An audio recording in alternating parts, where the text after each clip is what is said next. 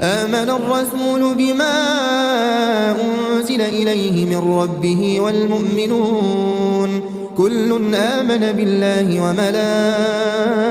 وملائكته وكتبه ورسله لا نفرق بين أحد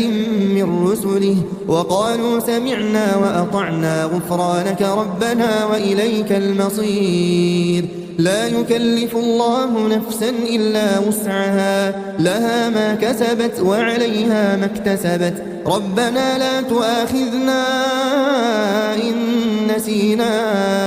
أو أخطأنا ربنا ولا تحمل علينا إصرا كما حملته على الذين من قبلنا ربنا ولا تحملنا ما لا طاقة لنا به واعف عنا واغفر لنا وارحمنا أنت مولانا فانصرنا